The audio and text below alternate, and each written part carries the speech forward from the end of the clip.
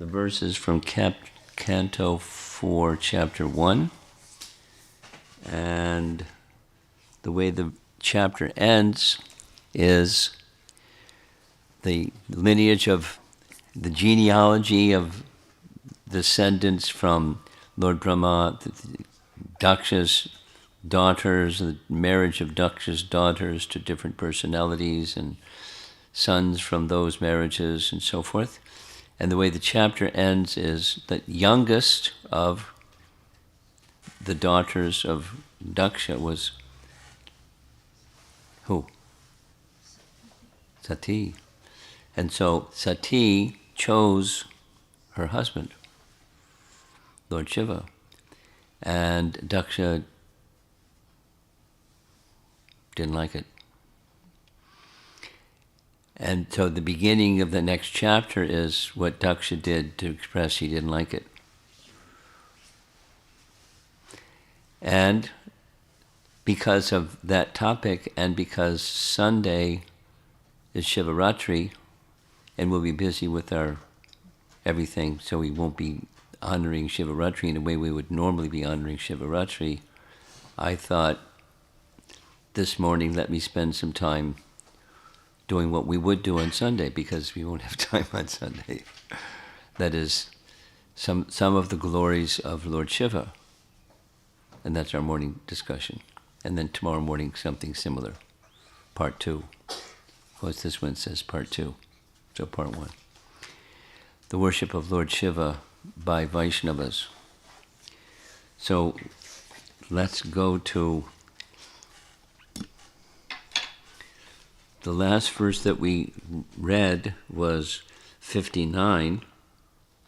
And so we're going to begin with text 60 till the end of the chapter. And I'm not going to do the Sanskrit, there's a lot of verses. Svaha, the wife of Agni. Text 60.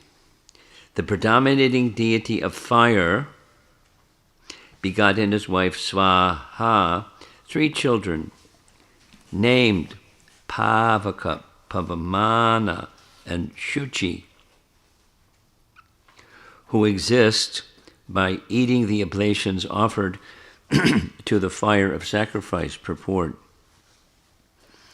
After describing the descendants of the 13 wives of Dharma, who were all daughters of Daksha, Maitreya now describes the 14th daughter of Daksha, Svaha, and her 3 sons. Oblations offered in the sacrificial fire are meant for the demigods, and on behalf of the demigods, the 3 sons of Agni and Svaha, namely Pavaka, Pavamana, and Shuchi, accept the oblations. So 2 things. When we perform yajnas, the offering oblations it's Svaha. This is Svaha. She's one of the daughters of Daksha married to Agni. And another detail is Srila Prabhupada named one of his disciples Svaha, and she married Ambarish Prabhu.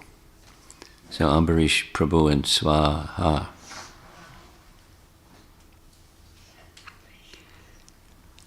Text 61. From those 3 sons, another 45 descendants were generated, who are also fire gods. The total number of fire gods is therefore 49, including the fathers and the grandfather. Purport. Here's how the 49 comes. The grandfather is Agni. The sons are Pavaka, Pavamana, and Shuchi. Counting these 4 plus 45, they're altogether 49. It's good math. fire gods. And, Prabhupada named some of his disciples, like Pavamana, a very nice devotee from San Diego. Did you ever meet him? Yes. Yeah, Pavamana, nice devotee. Pavamana Das.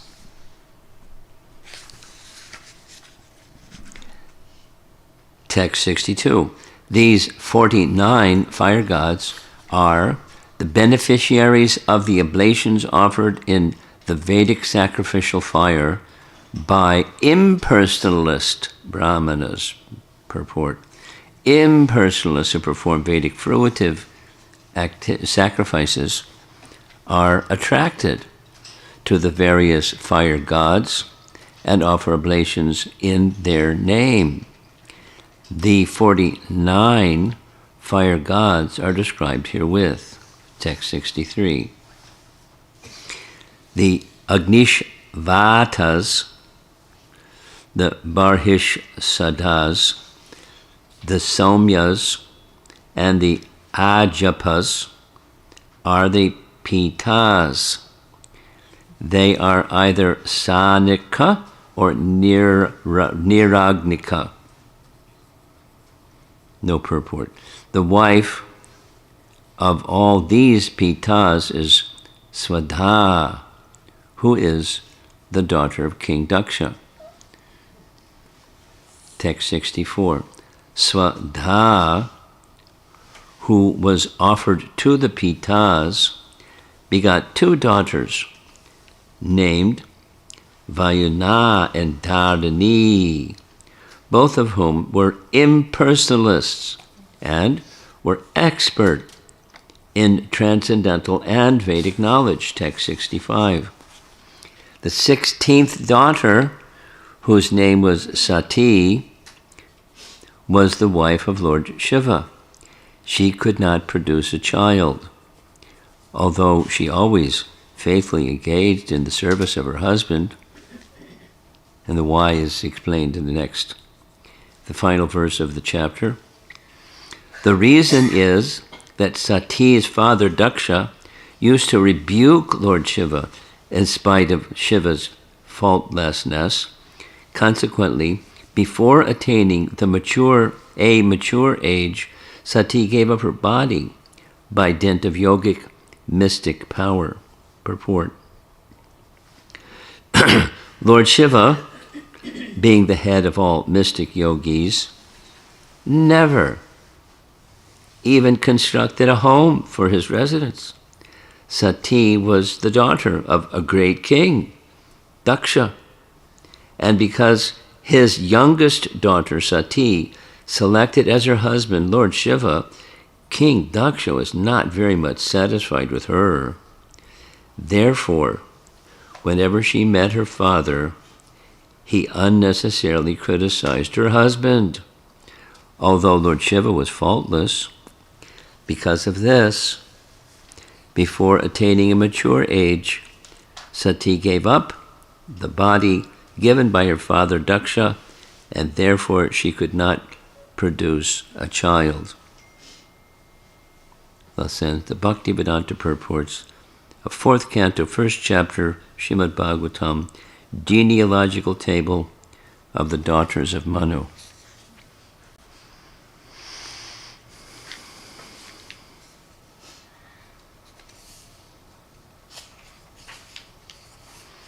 So tomorrow we'll continue with chapter 2, verse number 1, where Vidura is going to be asking Maitreya some questions about Lord Shiva and the whole situation.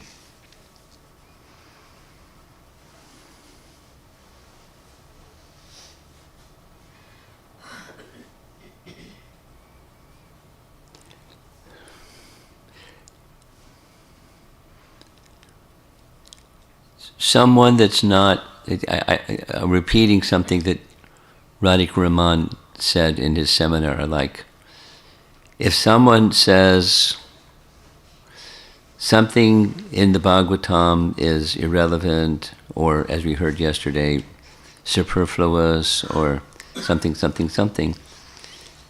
and how is it relevant to me, and why is this in the Bhagavatam, and Vyasadeva made a boo-boo. or something like that. It's because, his statement is because that person has not sufficiently read and properly read with the right ear of reception to hear what the Bhagavatam is describing. There's nothing extraneous, superfluous, etc., etc., etc. So there are a number of reasons of why genealogical tables are there. And one of the reasons,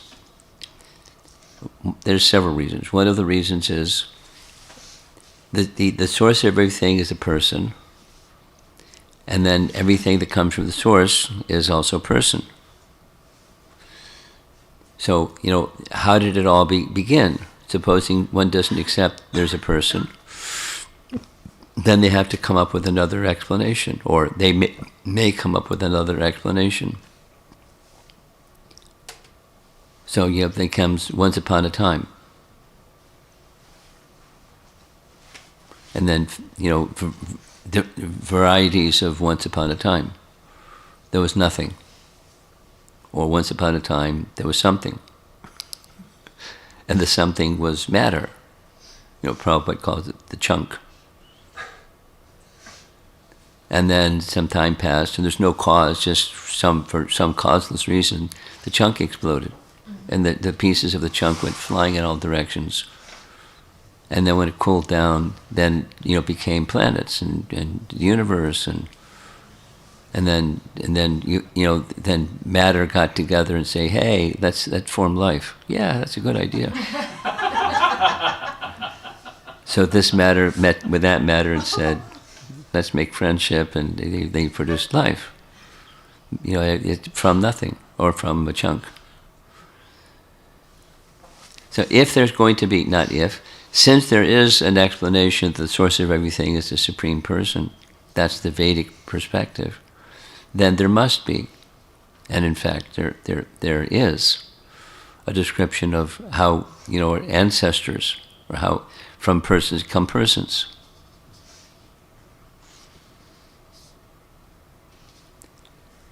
And it's there to such a degree that someone may say, oh, why is all this here? But one of the reasons is that reason.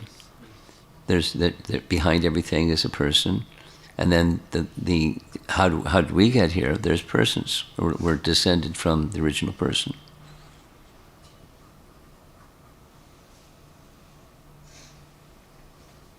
That's one of the reasons, an important reason. And then, another nice reason is just like the previous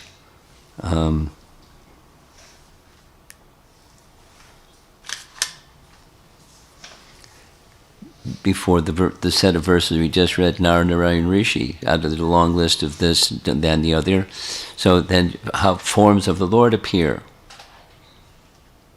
And they may, often they appear as in a lineage of descendants. And what's the story behind Narayan Rishi choosing to be, or how is that selection done?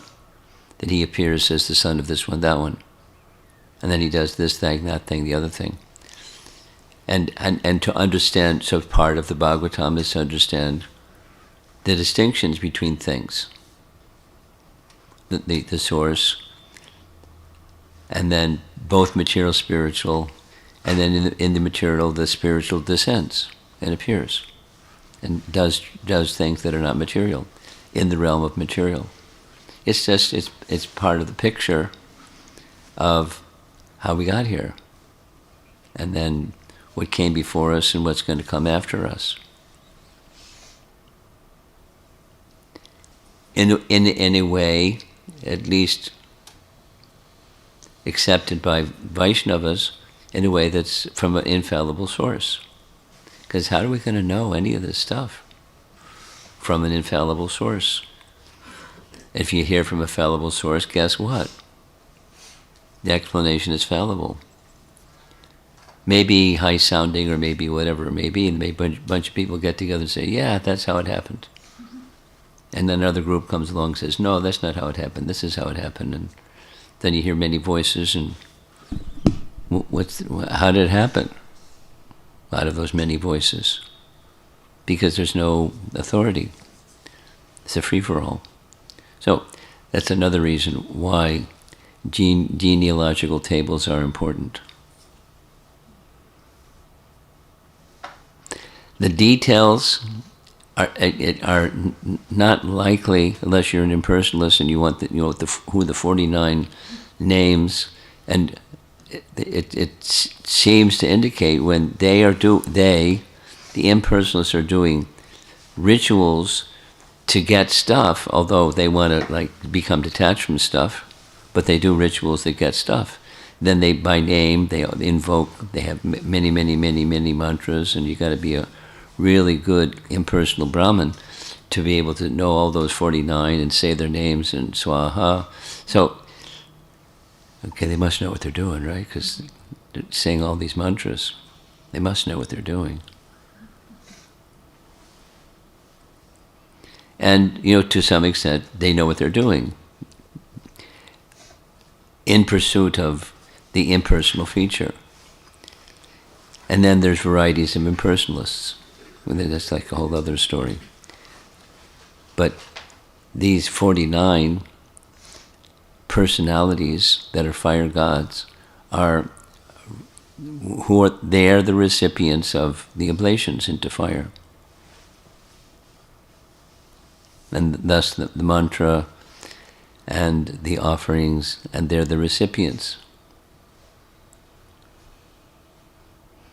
That's true for Vaishnavas as well as for impersonalists. But then, depending upon what brand of impersonalism you have, or you adhere to, they're just imaginary. They don't exist. But we say mantras to those persons that don't exist. Pardon me? Well, yeah, we follow this to get that. What we've got, our destination is that. What's that? Impersonal Brahman. So it's a process to get there. We're gyanis, so we follow this system of knowledge that comes from the Vedas, with the understanding that the goal is the impersonal Brahman. So, the features of, anyway, it's convoluted, isn't it? So, because in honor of Shivaratri, let us spend some time on Lord Shiva, because he's going to be our topic tomorrow morning and a little bit on Sunday. For starters, there is this saying in the followers of Lord Chaitanya, or amongst Vaishnavas in general, there are two topics that are very difficult to understand properly. And one of them is Shiva Tattva, another is Guru Tattva, because of the diversity of that Tattva and how that diversity of Tattva manifests in different ways. And at least my sense is that Shiva Tattva is far more complex than anything else. But because you'll see in the next 2 mornings, like tomorrow morning, where does Lord Shiva reside? We'll hear tomorrow morning. Well, there's scriptural references that say there's at least 8 different places where he resides. We'll see the names and the references and what goes on in those places, and he's busy in different manifestations of him. So what's going to be displayed here are different scriptural references that make some statements about Shiva Tattva, who he is, and for that the reason that he is who he is, Vaishnavas worship him, not in the same way that Shaivites worship him. We will touch upon the difference and non-difference between Lord Shiva and the Supreme Personality of Godhead, and see the Acharya's glorification of Gopishwara Mahadev, Lord Shiva, in the Gopi form, who guards the rasa dance arena. Primary references: Bhakti Sandarbha, Brahma Samhita, Brihad Bhagavatamrita. From Bhakti Sandarbha, Anuched 265. Among the 10 offenses to the holy name, Padma Purana, offense number 2 and 9 contain the word Shiva. To consider the names of the demigods, this is number 2, offense number 2, like Lord Shiva or Lord Brahma, to be equal to or independent of, or equal to or independent of, the grammar is not right, the holy name of Lord Vishnu. Here's the Sanskrit: Shiva Shri Vishnu Ya Iha Guna Namani Sakalam. Shivasya, the name of Lord Shiva, Shri Vishnu, Lord Vishnu, Ya, who, Iha, in this world, in this material world, Guna, qualities, Nama, name, Adi, Sakalam, everything, Diya, with the conception, Diya Binam, different, or possibly non-different. So rather than the word for word. This second offense, Bhinam, is independent, equal to abhina, or independent of Bhinam. So equal to, it's like clear, he's not equal to, nor is he independent of Bhinna. The 9th offense, it is an offense to preach the glories of the holy name of the Lord to the faithless. And the word Shiva appears in this offense number 9. And there's Shiva, auspicious. Now, because Shiva can mean the person, or Shiva can mean auspicious.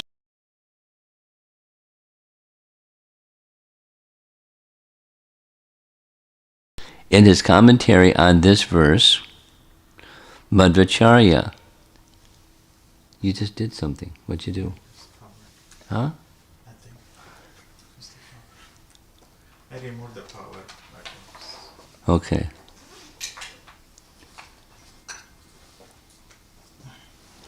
You got so many cables. I don't know how you do it. Madhvacharya quotes the following verse from Brahmanda Purana. Now this is Madhvacharya. Because he drives away pain, Vishnu is called Rudra. Because he is the controller, he is called Ishana. Because he is the greatest, he is called Mahadev. He is called Pinaki, the holder of a trident, because he is the support of persons who, liberated from the ocean of samsara, enjoy the spiritual sky, Pinaka. He is called Shiva because he is the embodiment of happiness. He is called Hara because he destroys everything. He is called Kritivasa because he lives in and operates the body which produces action, Kritya. He is called Virinchi because he extends beyond. He is called Brahma because he expands. He is called Indra because he has power. Thus, the one Supreme Lord is glorified in various types of names in the Vedas and Puranas.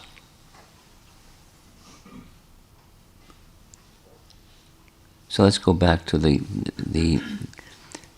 is offense to preach the glories of the holy name to the faithless. That seems pretty innocent.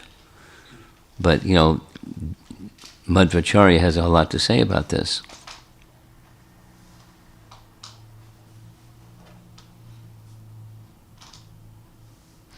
The meaning of offense number 2 is, he who sees by his intelligence that Shiva's qualities and names are different from Vishnu's, arising from a separate Shakti, is an offender, since it is well known that Vishnu is ultimately everything. Absolute identity would have been expressed by adding the word cha after Vishnu, or Shivasya Vishnu's cha. The superiority of Vishnu is indicated by the word Shri to his name. In the word Shiva, in Shiva Namaparad, the ninth offense, refers to Shiva as Vishnu's name. I'll read it again. The word Shiva in Shiva Namaparad, ninth offense, refers to Shiva as Vishnu's name, which is what Madhvacharya had to say with his reference, Brahmanda Purana. One of Vishnu's 1,000 names is Shiva. Giving the name to the faithless illustrates an offense committed by an instructor of the name rather than simply chanting. Then an offense committed by the person instructed is given. The meaning is, quote, he who has no respect for the name after hearing its glories because he completely identifies with I and mine is an offender. A little intricate, yes? We can go over this again. So this is now Bhakti Sandarbha, Anuchhed 2:13. Shuddha Bhakta Shri Guru Shri Srivasya Bhagavata Saha. Some pure devotees say that the spiritual master and Lord Shiva are both non-different from the Supreme Personality of Godhead. They are seen in this way because they are both dear to the Lord.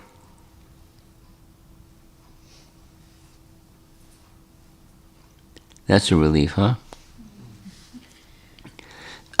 Anuchhed 106. The attempt to be independent of the Lord, or to take shelter of someone other than the Lord, is treated with contempt in these words, that both Brahma and Shiva are devotees of Lord Vishnu and engage in his devotional service as described in Srimad Bhagavatam. Lord Shiva is described in these words. Here's 12th, Canto 12, Chapter 13. Just as the Ganga is the greatest of all rivers, Lord Achyuta, the supreme amongst deities, and Lord Shambhu, Lord Shiva, the greatest of Vaishnavas, so Srimad Bhagavatam is the greatest of all Puranas.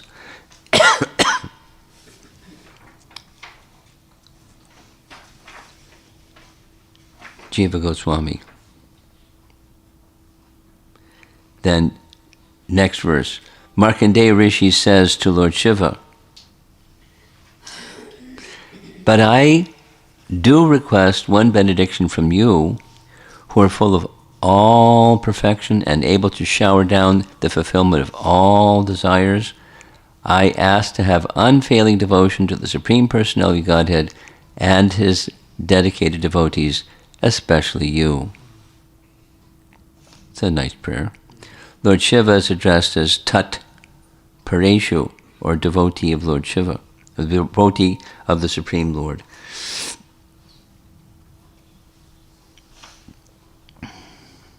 Sometimes Lord Shiva is addressed as Bhagavan. From Canto 12, Chapter 10, Bhagavan Shiva said, "Surely this saintly Brahmana, Markandeya Rishi, does not desire any benediction, not even liberation itself, for he has attained pure devotional service unto the inexhaustible personality of Godhead." Sri Bhagavan Uvacha, Lord Shiva said. In Srimad Bhagavatam, the phrase Sri Bhagavan Uvacha, the Blessed Lord said, which is mostly used for indicating Swayam Bhagavan Sri Krishna, is used in the case of Lord Shiva, gives these examples.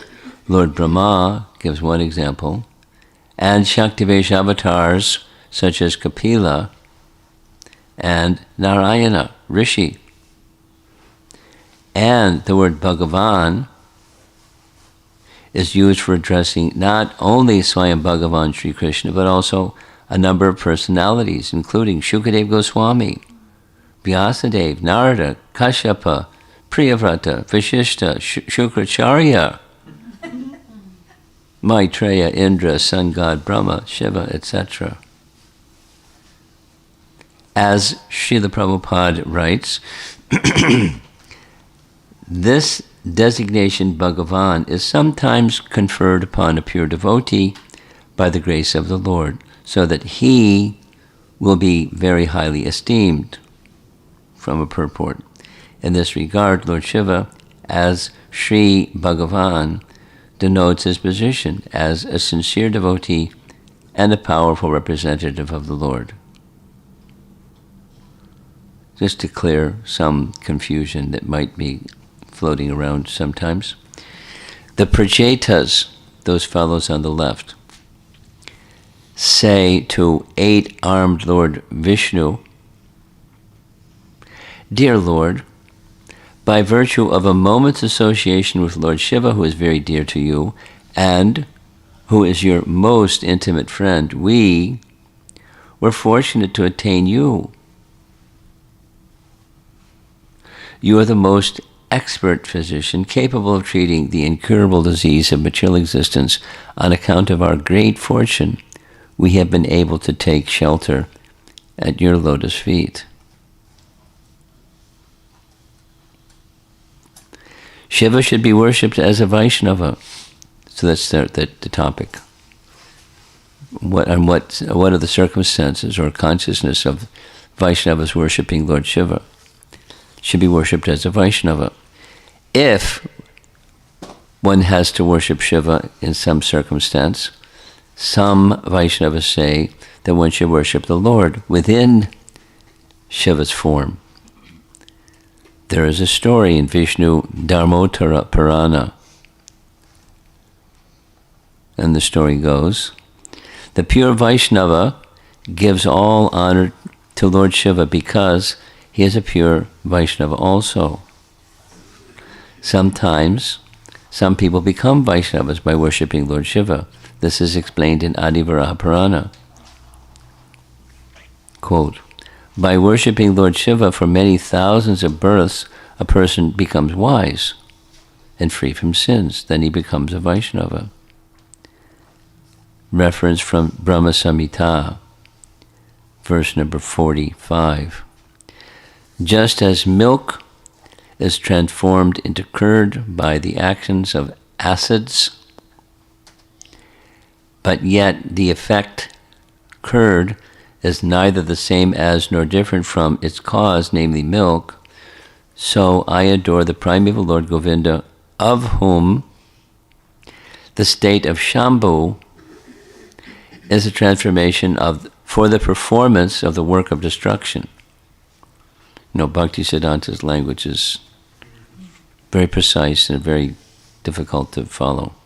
So there's some milk and there's some lemon, and mix the two and you get dahi. Purport. Shambhu, the presiding deity of Mahesh Dham, is not a second Godhead other than Krishna. The supremacy of Shambhu is subservient to that of Govinda. Hence, they are not really different from each other.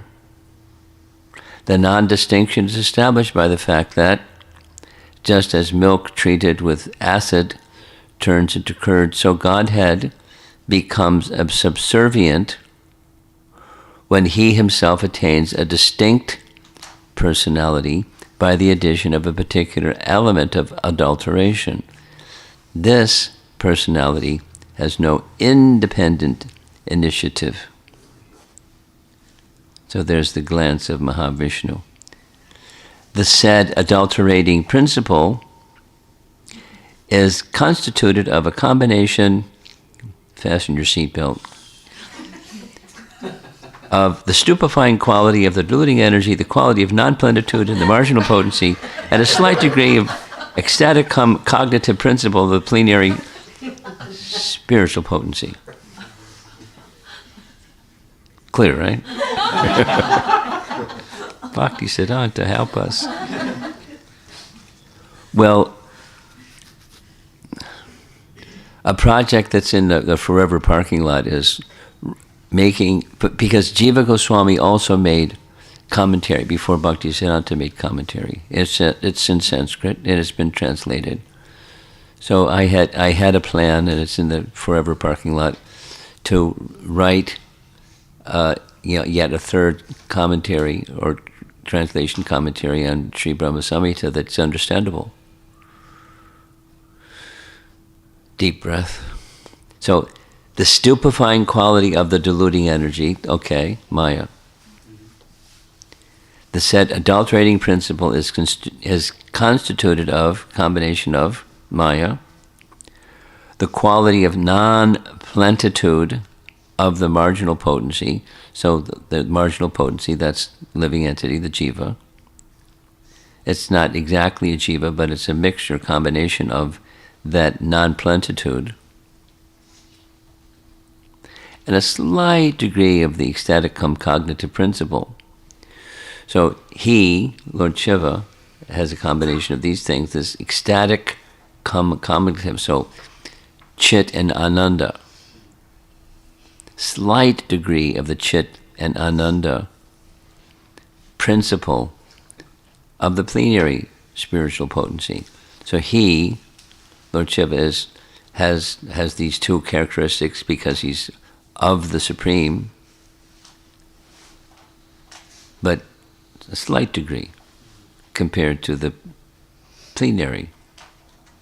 And of the spiritual potency, this isn't, the spiritual potency is that there's the potent and there's the potency. So, the potency is the Swarup Shakti of the Supreme Personality of Godhead. Now, the illustration is meant to show something we'll see tomorrow, but there's the glance of Mahavishnu, and the glance of Mahavishnu is glancing over Pradhan, pictured here as Durga or Maya, and with his glance, with Mahavishnu's glance, goes the glance of Mahavishnu, which is called Shambhu. The glance of Mahavishnu is called Shambhu, and within that glance, Shambhu, carrying the glance, is the living entities in time. Tomorrow. In the work of the mundane creation, to Bhakti Siddhanta's language again,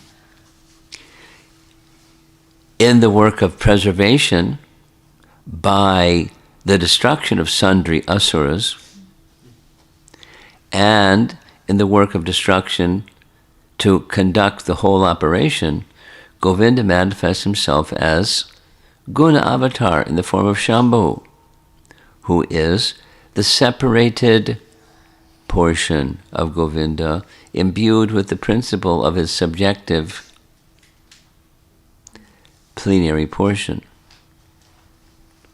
Imbued with the principle of his subjective plenary portion. So Mahavishnu,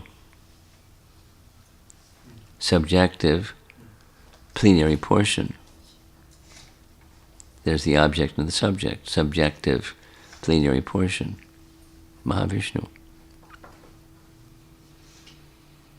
Imbued with the principle of his subjective plenary portion. I'll read this again. In the work of mundane creation,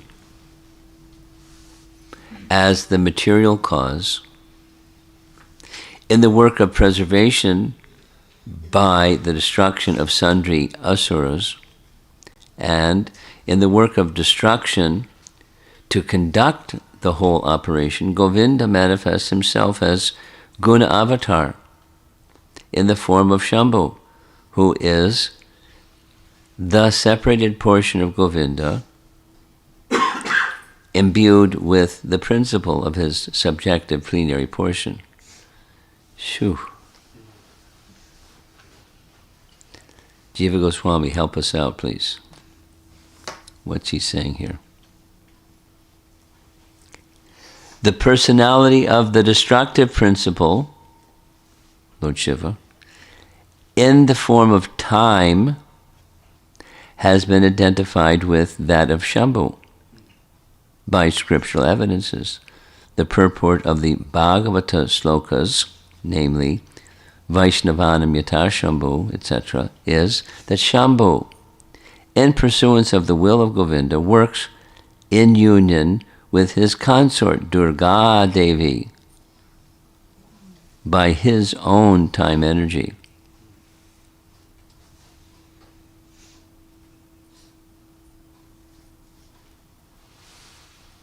There he is, Shankaracharya, with his Ekadanda followers. He teaches pious duties, dharma, as stepping stones to the attainment of spiritual service in the various tantra shastras, etc., suitable for the jivas of different grades of the conditioned existence. In obedience to the will of Govinda, Shambhu maintains and fosters the religion of pure devotion by preaching the cult of illusion, Mayavad. And in the speculative Agama Shastras. So Bhaktisiddhanta is making a connection between Shankaracharya preaching Mayavad and Lord Shiva. I'll read it again. In obedience to the will of Govinda, Shambhu maintains and fosters the religion of pure devotion by preaching the cult of illusionism and the speculative Agama Shastras. So how does he foster the religion of pure devotion? By having Shankaracharya do his thing. One answer is, you fellows, go over there. Don't adulterate pure devotion. Thank you. In obedience with the will of Govinda, Shambhu maintains and fosters the religion of pure devotional service by preaching the cult of illusion. So, the relation of Shankaracharya with Lord Shiva is implicit. He's, carrying some potency of Shankaracharya.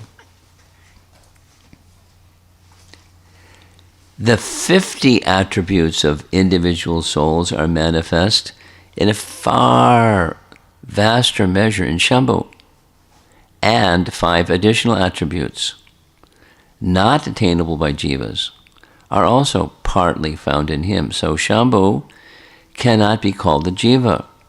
He is the Lord of jiva, but yet partakes of the nature of the separated portion of Govinda.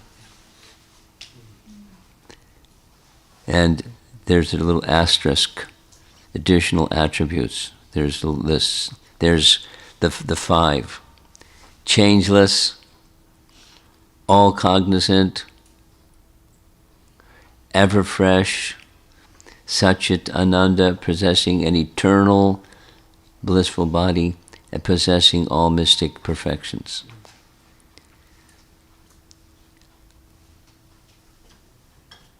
They're partly found in him, not fully.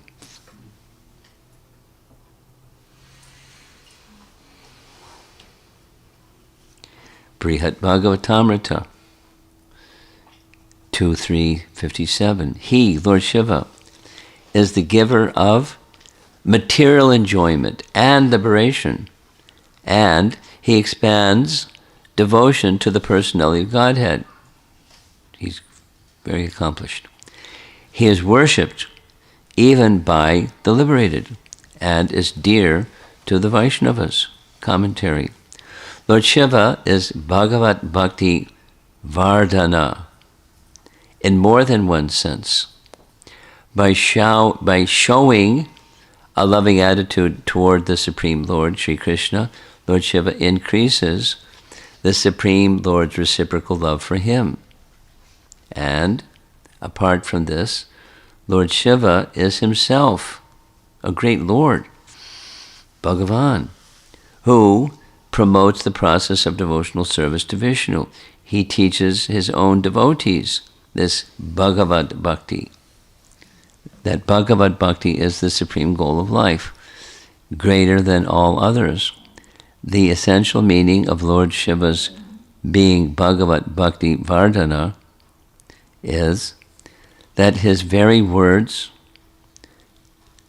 by his very words and behavior, he increases for the inhabitants of the universe their devotion for the Supreme Personality of Godhead. And he is very dear to the devotees of Lord Vishnu who aspire for his association. Another verse. Drawn by the devotion of his friend, Kuvera, Lord Shiva has a friend. He is traveling with his beloved Parvati and dear gentle companions to grace Mount Kailash with his presence. He came from his own planet, as transcendental as he is, an abode reached through devotion by those who see him and Lord Krishna as non-different, apratak. Commentary. Lord Shiva's own planet beyond the coverings of the material universe is attainable by those who worship him and Lord Vishnu on the same level. That transcendental world is suitable for Lord Shiva's pleasure, equipped as it is with all kinds of eternal and unlimited opulence. And from the first part of Brihat Bhagavatamrita, Narada says to Lord Shiva, once, just to please Lord Krishna, you expressed the desire to become even greater than he. But then you very cleverly modified your request, asking him instead to make you his devotee. Next verse. Therefore, the Supreme Lord granted you and the goddess Durga the authority to give liberation, the liberation for which Brahma and many others pray.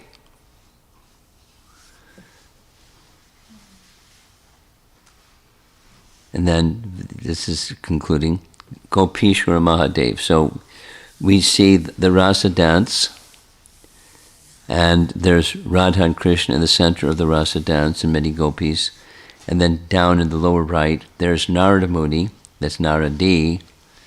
And then there's Gopishwara Mahadev.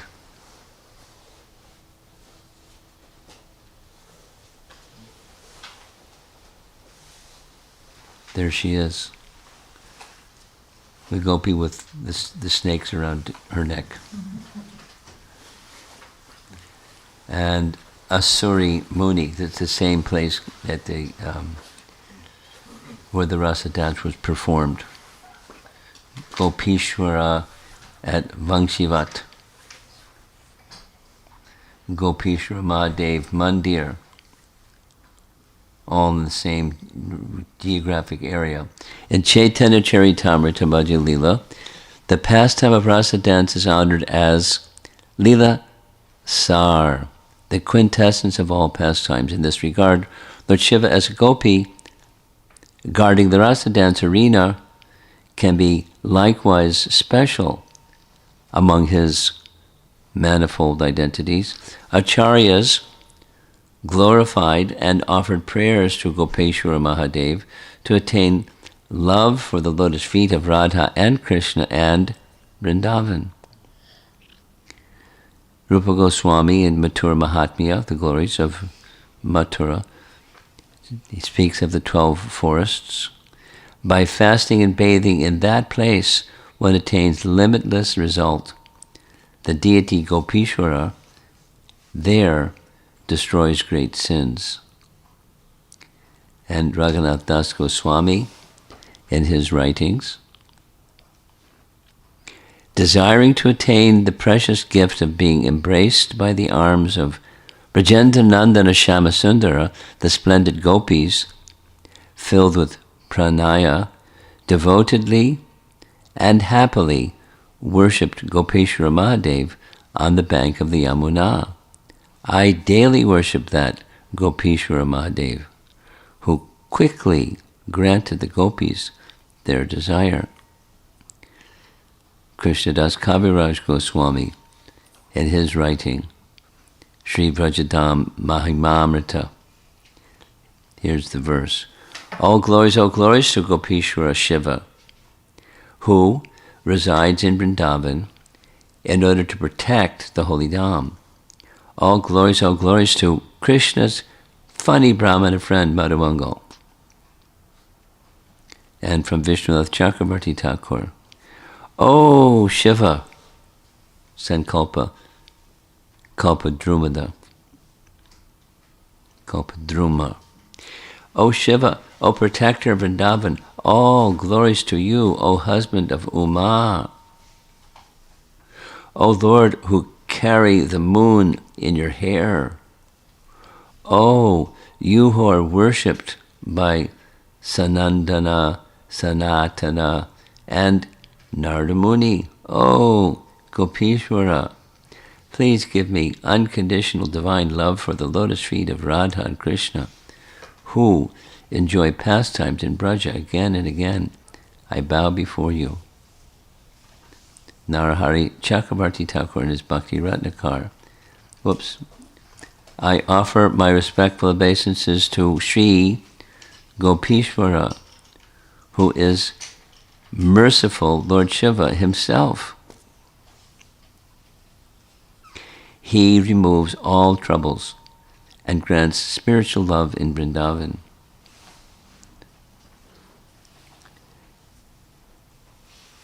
Now several verses. How wonderful is the beauty of this forest. Here is the transcendental Linga Vigraha named Gopishwara. This Sada Shiva, the transcendental source of all Shivas, protects Vrindavan. Anyone who worships him will be successful in all his duties. The gopis always desired Krishna's association, and therefore they always carefully worshipped Gopishwara with different ingredients. How can I describe his great glories?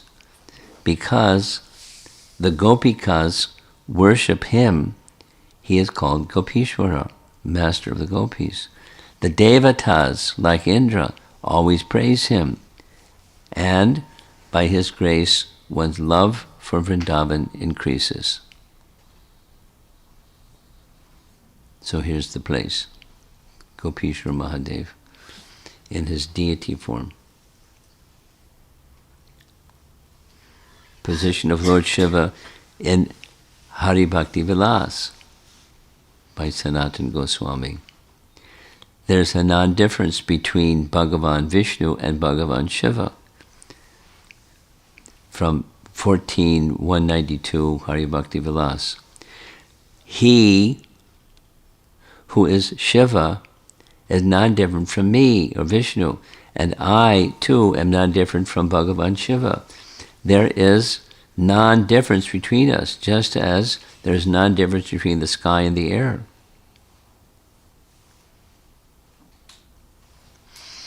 And here, in bold letters up top in the verse, there's Bhagavan. Bhagavan, in this case, refers to Lord Shiva.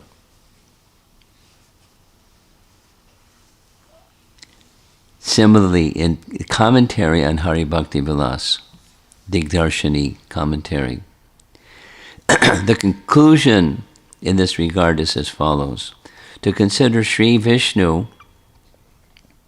as a separate deity and Sri Shiva as a separate deity, and then to offer obeisances, etc. to Shiva, is certainly not appropriate for Vaishnavas. However, knowing that just as Matsya, etc., are Leela avatars, similarly Sri Shiva is a Guna avatar of Sri Vishnu, and thus to see non-difference in that way does not cause any fault. In fact, it is favorable to perceive and worship Sri Shiva in that way, for it ultimately leads to devotion towards Vishnu.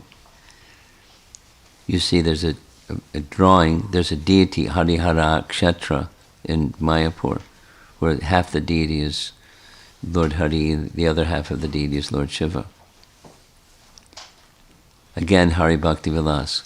Obeisances to Shiva in the form of Vishnu and obeisances to Vishnu in the form of Shiva. Vishnu is the heart of Shiva, and Shiva is the heart of Vishnu. Again, Hari Bhakti Vilas. Those who are dedicated to Sri Narayana attain the destination beyond the highest point in this material world. However, those devotees of Narayana who are envious of Sri Shiva never attain that destination. Again, Hari Bhakti Vilas. Two types of people attain a hellish situation. For as long as the sun and moon exist, one who is my devotee, Vishnu's devotee, but envies Shankara, one who is a devotee of Shankara but envies me. Problema. Don't be envious. And here's a reference by Murari Gupta, who was a worshipper of Lord Ramachandra, but this is from his writing. Sri Shivastakam. I perpetually offer obeisances unto you, the Lord of the 30 primal devas, who are the original father of created beings, whose character is gracious, upon whose head, which is crested by the sickle moon, the Ganges springs, and who are a festival for the eyes of Gauri, the fair goddess. And the commentary is Lord Chaitanya Mahaprabhu liked this verse and he sang this verse. Shiva also accepted and honored the prasad of Lord Shiva. That doesn't sound right. We have talked about the worship of Shiva by Vaishnavas from these different sources.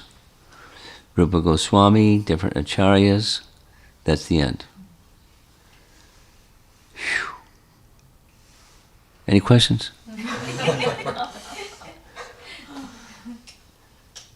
And I went through quickly because it's voluminous. And we could have taken time and analyzed this statement, the other statement, because of time. It's 20 minutes to 9. I just went through it quickly. Maybe what I can do is make this, all these references, this little PowerPoint presentation available to a smaller circle, because I don't want floating around and people are doing what people do sometimes.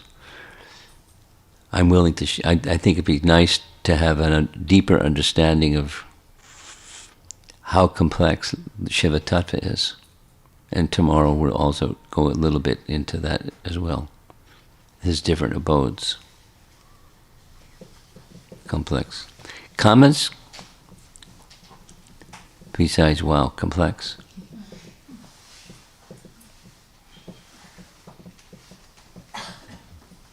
Guru Maharaj, when we hear pastimes of Lord Shiva, when we hear different pastimes, I heard you. Lord Yeah, Shiva, just keep going. Bhagavata, Yeah. it could be that those pastimes are referring to Sadashiva, or they're referring to the Guna avatar. Yeah, could be, and many things. So it seems like it's hard to tell across the Yes. Bhagavatam. It's complex. Complex things are hard to discern. And sometimes if there seem to be some contrary qualities, it could be very well that it's one of the different form of Lord Shiva. Mm-hmm. Okay. And all of them are Vaishnavanam, Yathashambhu. Yeah. All of them are. So from one comes expansions, and the one comes in the ways that we know. How he appears from the brow of Lord Brahma, but how does he appear? I mean, who is he to make that appearance? So the tattva doesn't change. The way in which Lord Shiva appears may be like this or like that.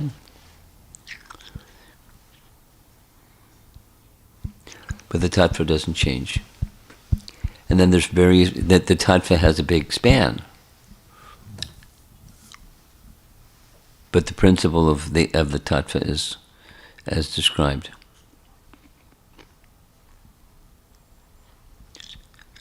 And that it takes the acumen of a great acharya to discern, will the real Lord Shiva please stand up?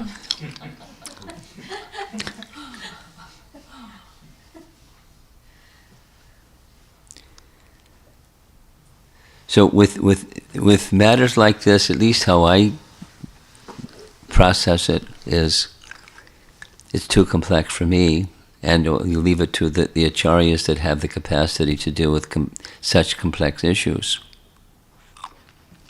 But at least principles need to be understood. When it says that there's a non-difference, what it means is they're so intimately connected, this Lord Shiva or Guru are so intimately connected with Krishna or to the supreme source of everything, and vice versa, then therefore there's non-difference. But it's non-difference in that sense. So the exaltedness of these two categories are mentioned, or have been mentioned.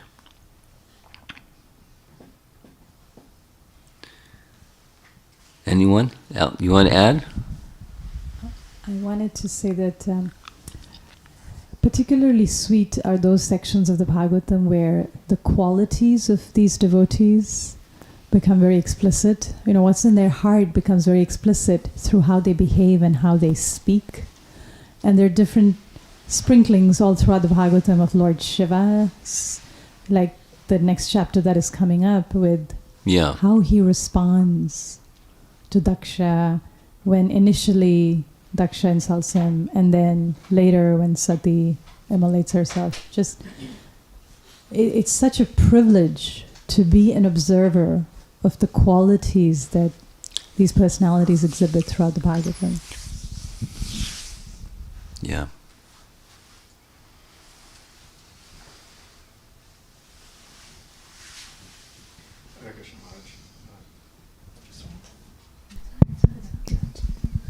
So actually, this topic reminds me of, takes me back 20 years, within the student community, back and forth exchanges of various students Vaishnavas and Shaivites. quoting, oh, you're referring to a particular Purana, but according to this other Purana, XYZ. So this, we have an understanding of the Puranas in the three modes, and then we want to be able to place our faith in the Puranas which are in the Sattva Gun. And maybe if there's any Puranas that align in that direction, we want to be able to follow that. But if there's any contradictions, then we focus on the Sattva Guna Puranas. So, this is definitely a very touchy topic about Shiva Tattvas, especially for people coming from India, south of India particularly, actually even north of India. South of India. So anyway, I was reminded of that as we were diving into this very complex topic, and then I just wanted to appreciate and share that the position that you shared about is a very complex topic, and I have faith in our acharyas, and it's very difficult for me to resolve it in my position to be able to determine what is what. But I know the personality, the acharyas, their nature, and I've benefited from that relationship, and there's no reason to doubt that. So anyway, thank you so much for sharing that. The second part of this question I had was, is there any connectivity between the Shiva Tattva and Guru Tattva?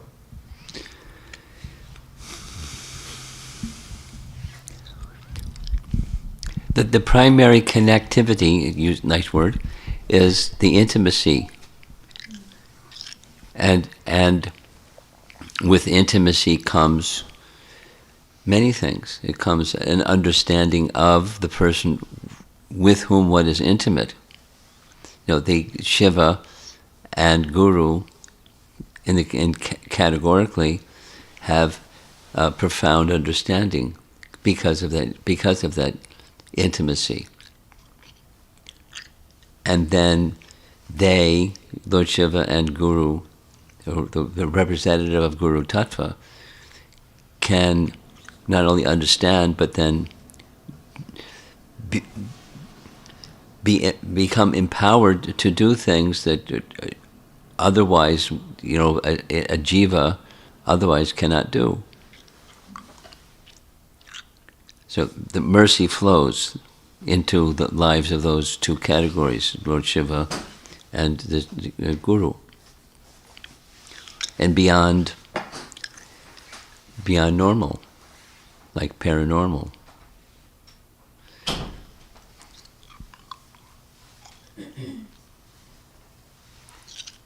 But the primary connectivity between the two is their relationship with Krishna, or with the source.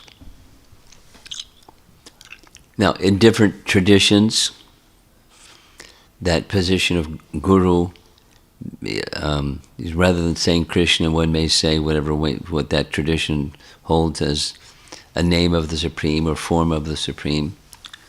And you can just, change out that name and another name, that form and another form, and that's fine. At least, categorically from the category of Vishnu Tattva. So, that's the connectivity. Understandings of and ability to render service in exceptional ways by empowerment because of that intimacy.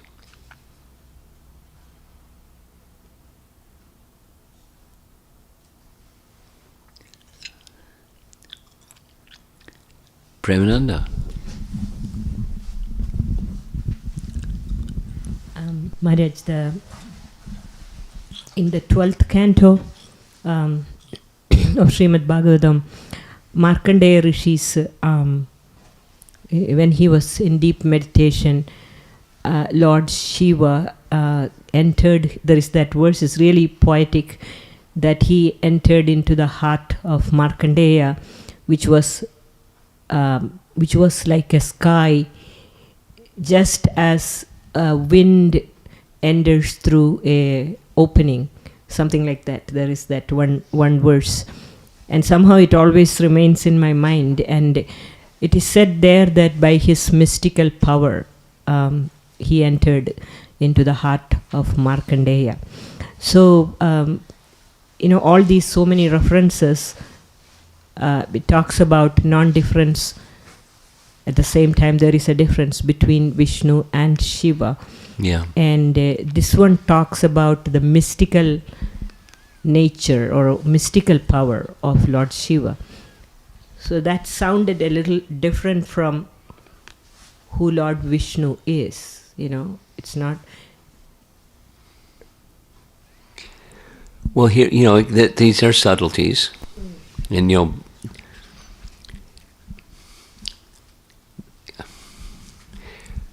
there's a who is Markandeya and what is Markandeya's relationship with Lord Shiva?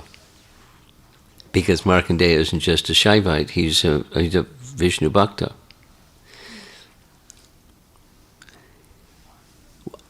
During this weekend, some reference is going to be made of a different Purana's perspective on Markandeya Rishi and his existing beyond, existing eternally,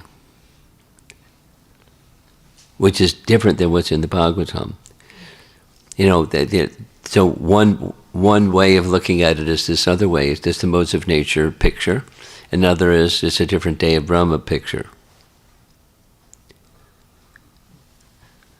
But I'm not directly responding to your question. I'm just giving, there's further complexity to sort out that further complexity. So that what's important, at least, as a minimalist, follow the thread. So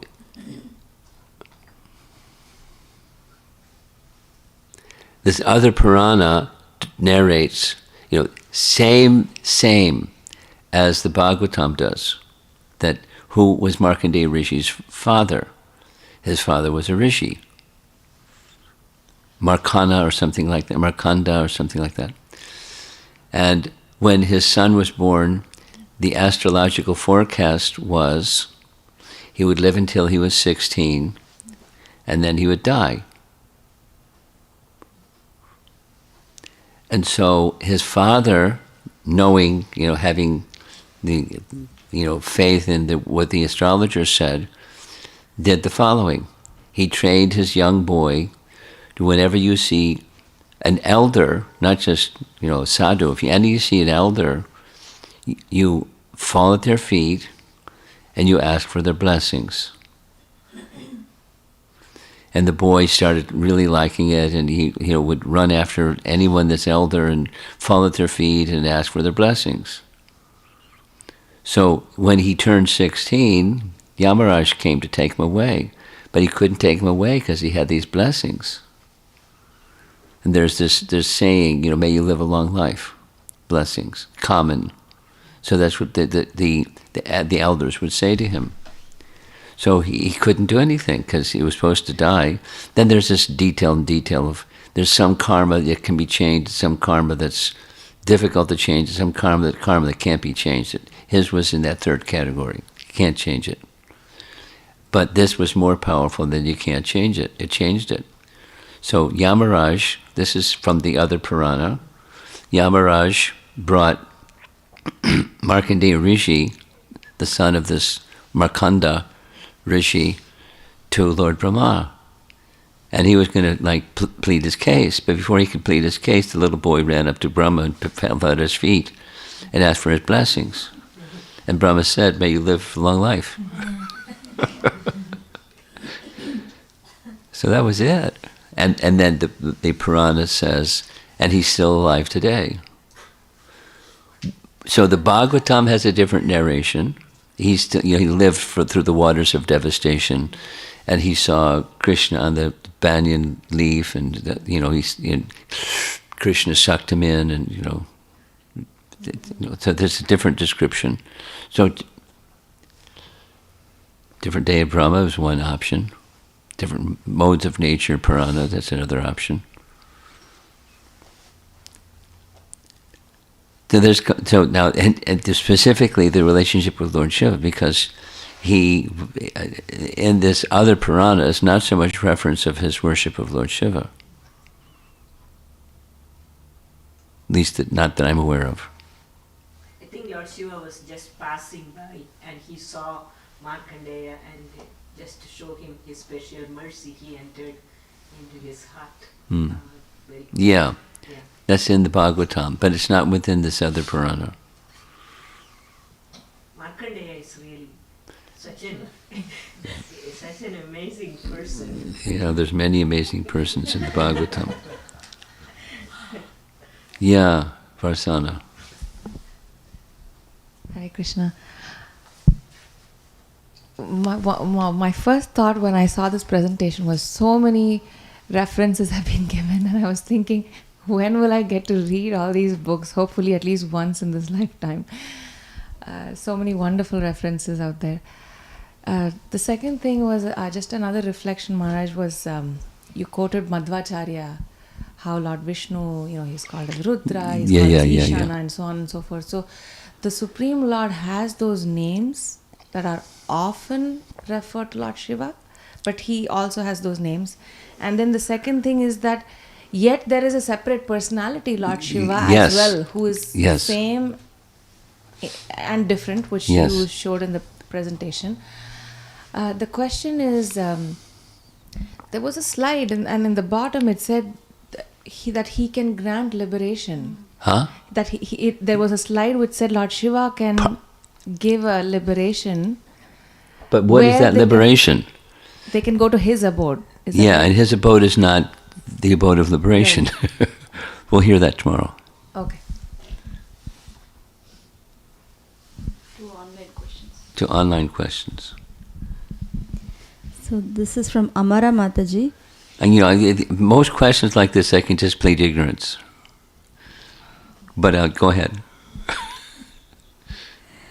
Amara Mataji's question is, how do we understand the appearance of transcendental personalities like Lord Rudra, Lord Varaha, coming from the body of Lord Brahma, who is said to be a Jiva, whose abode is within this material realm? He's the doorway. And he gets the service. Give him a break. They have a prior existence and they appear through that doorway. Mataji also thanked you for giving us a glimpse into the identity and glories of great Vaishnavas such as Lord Shiva. Then Kishore Krishna Prabhu's question. Padma Purana reference states that one should not see difference between Lord Shiva and Lord Hari's names, whereas one of the 10 offenses to the holy name states to consider the names of demigods like Lord Shiva and Lord Brahma to be equal to or independent of the name of Lord Vishnu. That's an offense. So are these two contradictory? Yeah, I would want to see the scriptural reference, please, not just the translation of the Padma Purana reference, but the actual statement of Padma Purana, because translations can get mixed up. So rather than commenting on an apparent contradiction, I'd like to see the original and assess from the original. What does the original say? And then what are commentaries by our acharyas of what the original says? And it may clear it up just by getting the right meaning and then the commentary by your acharyas, because Sanskrit translations into English can have multiple meanings, more than just one. So that's my answer to, or response to this question. Who's raising the question? Kishore Krishna. Kishore Krishna. If you could find the scriptural reference and then do a little homework of what our acharyas say about that specific scriptural reference. It would be very helpful for you, and then helpful for the rest of us to not just have another cloud in the sky. Srila Prabhupada ki jai.